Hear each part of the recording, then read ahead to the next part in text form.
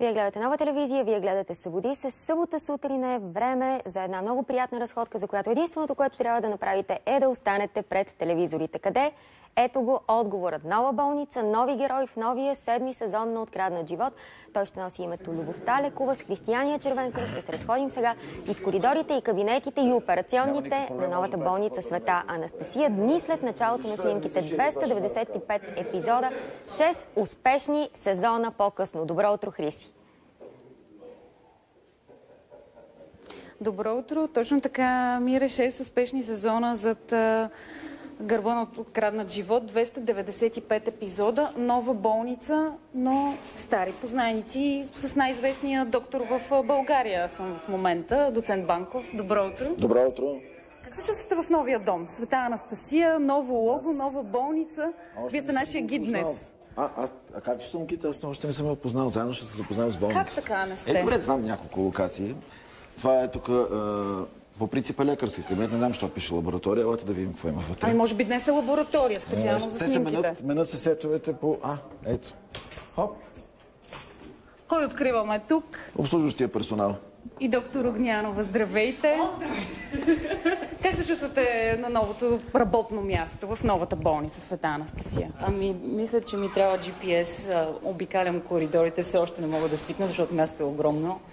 И се надявам, че с още 1, 2, 3 дни ще се ориентирам в пространството. Любовта Лекува е мотото на този сезон. По какъв начин ще се отрази на вашия персонаж? Знаете ли вече или не може да издавате неща от кухнята? Ами, наскоро си подписах договора, някакси по-добре да не казвам нищо.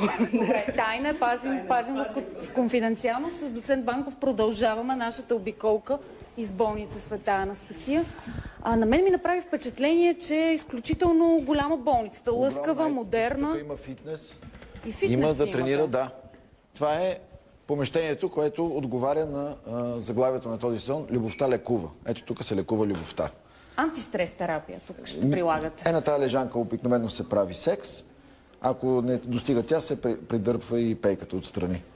Не е антистрес терапия, просто ще тук ми е се зала убедите за ли, секс. ако ви нарека доктор Блян или тази метафора? Не, аз съм доцент. Добре, доцент доктор Блян.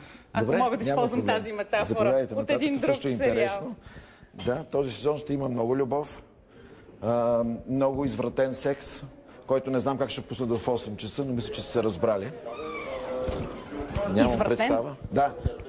Ще се прави най-вече секс. Ето, това е нашия звукар. Ето, тук също ще се прави секс. Както виждате, махнати са лампите от предишната болница. Тук се творят нещата, всъщност. Да, тук се случват нещата. Всичко се случва тук. Вдъхновението. Вижте колко най-хубаво е, че са широки коридорите. Има нужда от повече специализирана масовка, така да се каже. Това е кабинета на професор Цонев, небезизвестния Владо Пенев. Очакваме и нови персонажи обаче. Има специална нова операционна, неврохирургия, невролози. Има, докато стигнем до нея, няма да ни стигне времето, тъй като болницата наистина е огромна. Ето, вижте, вече застиват. Интересното е, че по време на снимки се променят сетовете, една стая става друга и така нататък, за да може да се отговори напълно на изискванията на сценария. В болница Свети Кирил, кое ви беше любимото място? Доцент Банков, може да влезем и при пациентите. Между другото, преди малко... Няма пациенти. Имаше пациенти, но изведнъж те изчезнаха. Вижте колко просторна реанимация. Такава нямаше в Свети Кирил. Бяха общо ето 2 легла и беше много по-малко. И е досущ като истинските болници. Ето, това е търсено. И е така модерна с тези прозорци, където се може да се гледа отстрани и да се вижда всичко, а не само през тия малките прозорчета, които беше Свети Кирил. Има своите предимства тук тази болница. Как ви промени ролята? За 6 сезона зад гърба, 295 епизода. То всеки човек така или че се променя с течение на годините, така че нормално и всеки един от персонажите се променя. Мен не ме промени лично, промени моя герой. За добро и за лошо, сега се връща към доброто. А какво научихте от героя си?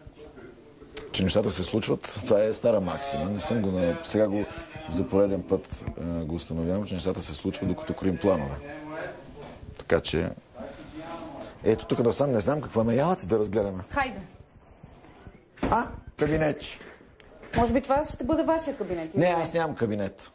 А ви сте мина навсякъде. времето, когато бях директор и бях в кабинет, сега вече съм навсякъде. Но трябва да си изберете, може би, любимо място. В Свети Кирил кое ви беше? така, най-на сърце? В Къде? Свети Кирил, както и тук, любимото В място ми е залата, продукционния офис. Ето, заповядайте. Има много хубави тоалетни. Няма да ви ги показвам. Хайде да не отваряме там. Тук насам също има... там имаше интересен склад, между другото. Но тук също вече голям, просторен офис, даже с... аз пък офис кабинет, даже с 2 легла. Дори тези колички са много хубави, направени, дизайнерски, а не като старите избушеняци. Любопитно ми е да разбера, дали Разберете. лекари са ви питали дали имате нужда от напътствия, по-лесно ли произнасяте в момента медицинската терминология? Не, също ми е толкова мътна. Аз непрекъснато имам нужда от напътствия. А ходите ли на уроци? Не, стигаме това да хода на уроци. Ходят други колеги на уроци. Това е малко... Има една стара случка между сър Лоренс Оливие и Дъстин Хофман, когато са снимали маратонеца. Дъстин Хофман е тичал. Лоренс Оливие го е питал: какво правиш, бе? Ми подготвям се за ролята ми, изиграй го. Така че аз съм на този принцип. Сега, ако искате да слезем на долния етаж, може да бъде малко трудно. Да дойдат нещата, да станат от само себе си на прима виста, така ли да разбирам? Аз така ги разбирам. Тук още едно защото има една друга максима. Аз Ако повториш нещо 10 000 пъти, ставаш много добър в това, което правиш. То много няма време за тия работи. Трябва на момента да се реагира. Хубавото е в този сериал, че освен своите негативи, че много бързо се снима, има и своите позитиви, разбира се, защото трябва да мислиш много бързо, да се случват нещата на момента и да не кажа почти е реалити. Ще излекува ли любовта доцент Банков? Отново ви връщам на тази максима и мотото на 7-я сезон. Да, разбира се. Той вече се излекува отдавна, но ще се отдаде изцяло на любовта.